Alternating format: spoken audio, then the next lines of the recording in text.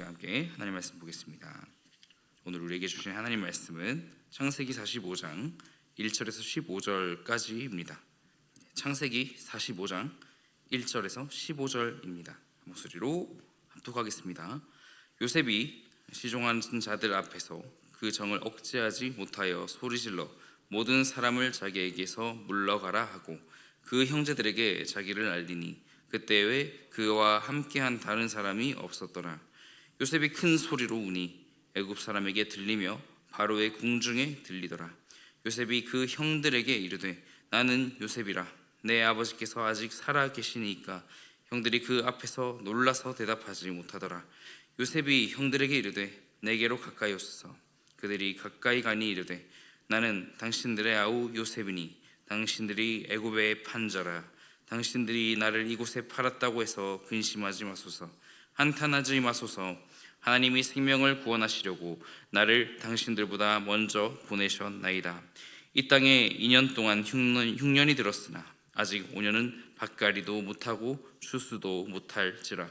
하나님이 큰 구원으로 당신들의 생명을 보존하고 당신들의 후손을 세상에 두시려고 나를 당신들보다 먼저 보내셨나니 그런즉 나를 이리로 보낸 이는 당신들이 아니요 하나님이시라. 하나님이 나를 바로에게 아버지로 삼으시고 그 온 집의 주로 삼으시며 애굽 온 땅의 통치자로 삼으셨나이까. 당신들은 속히 아버지께로 올라가서 아뢰기를 아버지의 아들 요셉의 말에 하나님이 나를 애굽 전국의 주로 세우셨으니 지체 말고 내게로 내려오사 아버지의 아들들과 아버지의 손자들과 아버지의 양과 소와 모든 소유가 고센 땅에 머물며 나와 가깝게 하소서. 흉년이 아직 5해가 남았으니 내가 거기서 아버지를 봉양하리이다. 아버지와 아버지의 가족과 아버지께 속한 모든 사람에게 부족함이 없도록 하겠나이다 하더라고 전하소서. 당신들의 눈과 내 아우 베냐민의 눈이 보는 바 당신들에게 이 말을 하는 것은 내 입이라. 당신들은 내가 애굽에서 누리는 영화와 당신들이 본 모든 것을 다 내 아버지께 아뢰고 속히 모시고 내려오소서 하며 자기 아우 베냐민의 목을 안고 우니 베냐민도 요셉의 목을 안고 우니라. 요셉이 또 형들과 입맞추며 안고 우니 형들이 그제서야 요셉과 말하니라. 아멘. 네, 요셉이 애굽의 그 총리의 자리에 가기까지 얼마나 많은 그런 위기와 또 극복이 있었습니까? 또 하나님이 함께 하심으로 인해서 또 요셉이 형통함을 얻고 총리가 되었습니다. 그 가운데 형제들을 다시 만나게 되었죠. 자신을 팔았던 그 형제들을 만나게 되면서 이렇게 너희는 정탐꾼이라 하면서 붙잡아 두었다가 또 어느 날은 잔치를 베풀었다가 또 돌려보내면서 그 짐 안에다가 이렇게 귀중품을 넣어놓고 이렇게 너희가 은혜로 원수로 갚냐 이렇게 반복이 되었는데 그 정도쯤이야 라는 생각을 하였습니다. 요셉이 받았던 그 모든 또 상처와 아픔에 비해서 그 정도쯤이야. 네. 얼마나 되겠습니까? 요셉뿐만 아니라 이렇게 사람은 누구나 이렇게 크든지 작든지 이렇게 상관없이 상처를 안고 살아가죠. 특히 가까운 사람에게 그런 받은 상처가 이렇게 쉽게 잊히지 않을 것입니다. 시간이 지나도 그 마음 깊은 곳에 여전히 남아 있을 것이라는 거죠. 어떤 관계는 다시 회복될 수 없을 것처럼 느껴질 때도 있습니다. 요셉과 이 형들의 관계가 이러했죠. 형들은 요셉을 미워했고 결국 애굽에 팔아버렸습니다. 요셉은 억울한 시간을 지나서 총리가 되었지만 형들과의 상처가 저절로 해결된 것은 아니었습니다. 그런데 오늘 본문에서 하나님은 놀라운 회복의 장면을 보여주셨죠. 요셉은 형들 앞에서 자신을 드러내고 복수 대신 용서를 선택합니다. 그리고 자신의 인생을 사람의 악이 아니라 하나님의 섭리로 이렇게 해석합니다. 정말 인간적으로 보았을 때 정말 얼마나 기가 막힌 해석하기인가요? 정말 이렇게 원수를 갚는 게 아니라 이렇게 용서를 선택할 수 있다는 것. 하나님이 선하시지 않고서야 불가능한 일 아니겠습니까? 오늘 말씀을 통해 하나님께서 상처 입은 사람을 또 어떻게 회복시키시는지 우리가 함께 보려고 합니다. 하나님은 어떻게 선하실까요? 먼저 이 닫혀 있던 마음을 열게 하심으로 하나님이 선하십니다. 우리 2절 말씀을 읽습니다. 요셉이 큰 소리로 우니 애굽 사람에게 들리며 바로의 궁중에 들리더라. 안 들리던 소리 아니겠습니까? 그 사람들에게 들려서 다 놀랐을 테죠. 요셉은 오랫동안 자신의 감정을 숨기고 살아왔던 것입니다. 형들을 만나고도 바로 자신을 드러내지 않고 여러 과정을 통해서 아까 전에 말씀드렸던 내용들처럼 그 과정들을 통해서 형들의 마음을 이렇게 살펴봤습니다. 그런데 오늘 말씀에서 더 이상 그의 감정을 억제하지 못하고 크게 울게 됩니다. 그 울음소리가 궁중에까지 들릴 정도로 말이죠. 이것은 단순한 감정 표현이 아닙니다. 오랫동안 쌓여있던 외로움과 상처 또 그리움이 한꺼번에 터져 나온 것입니다. 사람은 이렇게 상처를 받으면 마음을 닫고 그 닫은 상처로 이렇게 유지하게 되면 이러한 일이 또 생기게 되겠죠.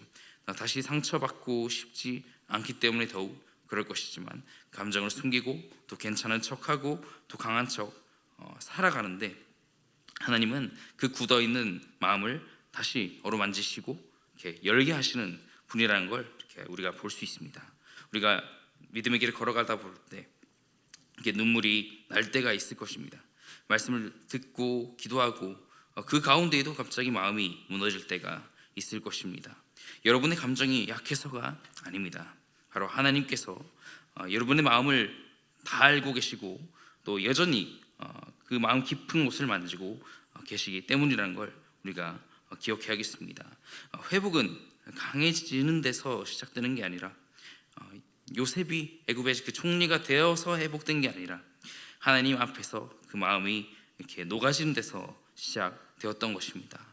굳어있던 그 마음이 하나님 앞에서 녹여지고 그 회복의 문을 하나님께서 친히 열어주신 것이죠. 이렇게 하나님은 두려움 속에서도 가까이 나오게 하시는 분이십니다. 우리 4절 말씀입니다.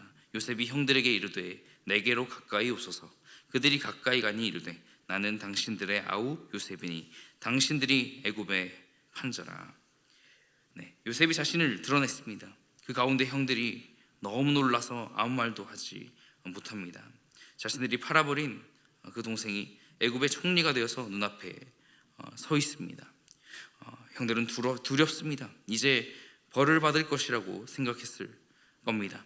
그런데 그때 요셉이 정말 중요한 말을 하는데요. 내게로 가까이 오소서. 이 말이 참 은혜로 이렇게 와닿게 됩니다. 요셉이 형들을 밀어내지 아니하고 또 가까이하여 복수하지 아니하고 오히려 그 가까움의 의미가 회복의 의미, 그 화해의 의미로 이렇게 가까이 오소서라고 말하는 것입니다. 죄책감을 가져본 적 있으시죠? 그 죄책감은 사람을 숨게 만듭니다. 하나님 앞에서도 또 사람과의 관계에서도 그 모든 것들이 끊어지게 만듭니다. 그러나 하나님은 숨기는 것이 아니라 회개하는 사람을 멀리하지 않으신다는 것을 우리가 이 말씀을 통해 우리가 더 깊이 나아갑시다. 아담과 하와가 죄를 짓고 숨었을 때 하나님께서 먼저 찾아오셨죠. 탕자가 돌아왔을 때 아버지는 먼저 달려가 안아주었습니다. 또 그것처럼 하나님은 오늘 우리에게 말씀하십니다. 또 요셉이 형들에게 말한 것처럼요, 하나님께서는 우리에게 여전히 숨지 말고 가까이 오라고 이렇게 말씀하시는 것이죠. 완벽한 사람이 정말 하나님 앞에 나아가는 게 아니고 정말 죄와 또 부족한 것들과 또 상처투성이 일지라도 그것을 가진 사람이 은혜 앞으로 정말 십자가의 그 보혈의 은혜로 이렇게 나아가게 될 때 하나님께서 정말 가까이 오라 이렇게 말씀하시는 것이죠. 그러므로 우리가 두려움 속에 거할지라도 여러분이 두려워하지 않아야 하지만 그 두려움 속에 있다 할지라도 하나님께서는 여전히 우리를 다시 가까이 부르신다는 것을 기억하시기를 축복합니다. 우리 다음으로 5절을 읽겠습니다. 당신들이 나를 이곳에 팔았다고 해서 근심하지 마소서, 한탄하지 마소서. 하나님이 생명을 구원하시려고 나를 당신들보다 먼저 보내셨나이다. 아멘. 그 생명을 구원하시려고 오늘 본문에서 가장 정말 포인트가 되는 그 말씀 가운데 정말 하나지요. 생명을 구원하시려고 나를 먼저 보내셨다 하는 것. 요셉은 형들의 잘못을 이렇게 모른 척하지는 않습니다. 분명히 당신들이 나를 팔았다라고 말합니다. 그러나 거기서 끝나는 것이 아니라 그 사건 뒤에 일하시는 하나님을 봅니다. 요셉이 어떤 그 억울한 일들을 당했는지 그 형제들은 정말 헤아릴 수 없을 것이지만 그 사건 뒤에 일하시는 하나님을 요셉이 온전히 신뢰했고 하나님이 이루셨죠. 믿음의 시선이란 이런 것입니다. 사람은 이렇게 사건만 보게 되죠. 누가 나를 힘들게 했고 또 누가 나에게 상처를 주었지만 보게 되겠지만 좀 믿음 있는 사람에게는 그 사건 너머에서 역사하시는 그 하나님을 바라보는 사람이라는 것이죠. 요셉이 감옥에 있었던 시간도 억울하게 누명을 썼던 시간도 헛된 시간이 아니었다는 걸 우리가 깨달아야 하지 않을까요? 하나님은 그 시간을 통해서 많은 사람을 살릴 계획을 이루고 계셨던 것입니다. 우리가 살면서 이해할 수 없는 시간을 지날 때가 있습니다. 왜 이런 일이 내게 일어나는지 설명할 수 없는 순간들이 있습니다. 하나님 나와 함께 하시니까 나에게 복 주셔야죠. 축복해 주셔야죠. 그런데 그것들이 다가 아니라 하나님과 함께 있다 확신하는데도 불구하고 여전히 찾아오는 어려움들, 그러한 순간들을 보면 정말 억울하죠. 그러나 하나님은 우리의 눈물과 실패까지도 이렇게 사용하시는 분이라는 것입니다. 지금 이해되지 않아도 나중에 돌아볼 때 하나님이 여기에도 계셨구나 이렇게 깨닫게 되는 그런 날이 올 것입니다. 우리의 상처까지도 하나님의 계획 안에 사용하신다는 것이죠. 이렇게 하나님이 우리에게 주시는 회복은 다시 사랑으로 우리를 인도합니다. 우리 11절 말씀인데요. 흉년이 아직 5해가 있으니 내가 거기서 아버지를 봉양하리이다. 아버지와 아버지의 가족과 아버지께 속한 모든 사람에게 부족함이 없도록 하겠나이다 하더라고 전하소서. 형들을 용서한다고 말로서만으론 누구나 할 수 있을지 모르지만 실제로 어떤 것들이 행위로 나타났습니까? 이것을 보게 될 때 그가 실제로 가족을 책임지겠다고 말하고 또 아버지를 모시고 오라고 하고 그 고센 땅 가운데 이렇게 나와 가까이 하소서 이렇게 말하지 않습니까? 그 흉년 동안 자신이 돌보겠다고 말하는 것 정말 진짜 회복이 나타난 것입니다. 화해 이후에 안 보고 사는 것이 아니라 거리를 두는 것이 아니라 정말 그 가운데 자신이 돌보겠다고 하는 또 자신과 가까이 있는 그러한 진짜 회복 말이죠. 회복은 미워하지 않는 정도가 아닌 이토록 다시 사랑하고 다시 품는 자리까지 이렇게 가는 것 아닐까요? 사람은 상처를 받으면 관계를 끊고 싶어집니다. 다시는 안 보고 싶고 다시는 이렇게 마음을 주고 싶지 않죠. 사람은. 그런데 하나님께서 만지시면 그 마음이 달라진다는 것입니다. 물론 이것은 인간적인 힘으로 쉽지 않으며 그래서 하나님의 은혜가 필요한 것입니다. 하나님이 그 마음을 만지셔야 다시 품을 수 있는 것이죠. 총리가 된 요셉, 그의 자신의 그 성공만 붙잡고 살았다면 이것이 가능했을까요? 그렇지 않았을 것입니다. 오히려 가족을 살리는 사람이 된 것은 하나님께 은혜 받은 사람이었으며 자기만 사는 사람이 아니고 다른 사람을 살리는 사람으로 변화되었다는 것이죠. 하나님이 주시는 그 회복이 다시 사랑하고 품게 만들었다는 것입니다. 끊어진 관계 속에 다시 이제 그 형들이 이제 모든 용서와 그 화해 가운데 이제서 요셉과 말하니라 라는 기록이 오늘 마지막 이렇게 본문에 등장합니다. 15절을 같이 읽어보겠습니다. 요셉이 또 형들과 입맞추며 안고 우니 형들이 그제서야 요셉과 말하니라. 이렇게 마지막을 보게 될 때 그제서야 요셉과 말하기 시작하는 형들의 모습입니다. 형들은 말을 하지 못했습니다. 앞서 말했던 죄책감과 그 두려움 때문이었습니다. 관계는 가까이 있었지만 그 마음은 멀리 떨어져 있었습니다. 그런데 눈물의 시간이 지나고 나서 다시 그들의 또 대화가 시작됩니다. 죄는 관계를 침묵하게 만들죠. 또 그로 인해 가졌던 그 상처도 그 스스로를 침묵하게 만들고 또 상대방을 침묵하게 만듭니다. 가족끼리도 이렇게 말하지 않게 되고 또 가까운 사람인데도 이렇게 마음의 벽이 생깁니다. 그러나 하나님께서는 다시 말하게 하시는 분이시죠. 다시 관계를 열게 하시고 다시 마음을 이렇게 나누게 하십니다. 오늘 우리 삶 가운데 정말 회복되어야 할 관계가 있으십니까? 오래 침묵하고 있는 관계가 있으십니까? 하나님께서는 오늘도 그 관계 가운데 부르시고 계시고 또 어떤 기회로든 또 하나님께서 일하시고 다시 말하게 하시고 다시 연결되게 하실 줄 믿습니다. 우리들의 힘이 아닌 하나님의 은혜를 구할 때 말이죠. 하나님의 은혜 안에 모든 끊어진 관계가 회복되어지기를 그러한 저와 여러분 되기를 축복드립니다. 오늘 요셉과 그 형제들의 오늘 이 말씀을 통해서 정말 결론할 수 있는 것은 단 한 가지인 것 같습니다. 하나님은 선하시다라는 것입니다. 요셉에게는 그 자신의 인생이 사람의 악으로만 이렇게 해석되지 않은 것입니다. 그는 모든 과정 속에서 일하시는 그 하나님을 보았습니다. 그래서 상처 속에서도 그 원망보다 회복을 이렇게 선택할 수 있었던 것이죠. 하나님께서 오늘도 우리의 삶 속에서 같은 일을 하십니다. 어떤 유명인의 그 인터뷰 가운데 이러한 말들이 있었습니다. 자신을 배신했던 사람들을 향해서 고맙다고 말한 것입니다. 그것이 자신에게 어떤 영감이 되었다.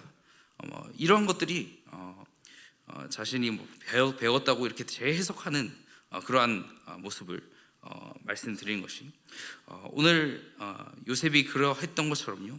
하나님께서 함께 하신다는 것을 그 너머의 일들을 하실 것을 그 요셉이 확신했던 것이죠.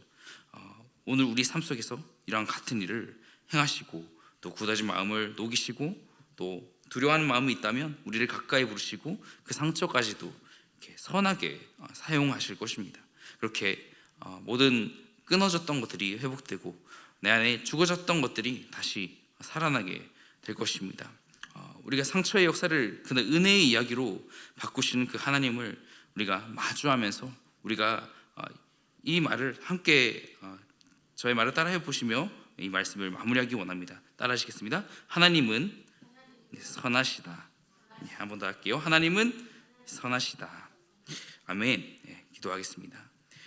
하나님 아버지, 우리 마음 가운데 남아있는 모든 상처와 아픔을 주님께 올려드립니다. 온전히 주님 앞에 고백합니다. 굳어있는 마음을 녹여주시고 하나님 앞에 다시 정직하게 나아갈 수 있도록 도와주시옵소서. 우리 안에 두려움이 있습니다. 하나님, 다시 나아가지 못할 것 같은 그러한 죄책감 때문에 숨어있지 않고 하나님 앞으로 나아오게 하시고 우리를 가까이 부르시는 그 하나님의 은혜를 붙들게 하여 주시옵소서. 우리 삶 속에 역사하실 하나님을 우리가 어려운 가운데 있다 할지라도 하나님 그 너머에서 일하시고 계시는 그 하나님을 온전히 만나기를 소망합니다. 오늘 시작될 그 하루에도 우리의 반복이 어떤 반복인지 정말 저희 힘으로는 알 수 없지만 하나님께서 모든 것들 가운데서 선하게 일하시고 정말 오늘도 사랑하며 또 서로를 품는 그런 삶으로 나아가게 하여 주옵소서. 우리를 공동체로 부르시고 하나님 그리스도 종교의 모든 성도님들의 삶 가운데 하나님 그 거하는 일터 가운데 하나님 그 공동체 가운데 각자의 그 터 가운데 하나님께서 가장 선하게 역사하여 주시옵소서. 그러한 믿음의 고백을 드리기 원합니다. 이 시간 간구할 때도 주님께서 그러한 믿음 고백 위에 역사하시며 응답하여 주시옵소서. 예수님의 이름으로 기도드립니다. 아멘. 이 시간 함께 주기도문 하신 후에 각자의 기도로 나아가겠습니다. 하늘에 계신 우리 아버지여, 이름이 거룩히 여김을 받으시오며 나라가 임하시오며 뜻이 하늘에서 이루어진 것 같이 땅에서도 이루어지이다. 오늘 우리에게 일용할 양식을 주시옵고 우리가 우리에게 죄진 자를 사하여 준 것 같이 우리 죄를 사하여 주시옵고 우리를 시험에 들게 하지 마시옵고 다만 악에서 구하시옵소서. 나라와 권세와 영광이 아버지께 영원히 있사옵나이다. 아멘.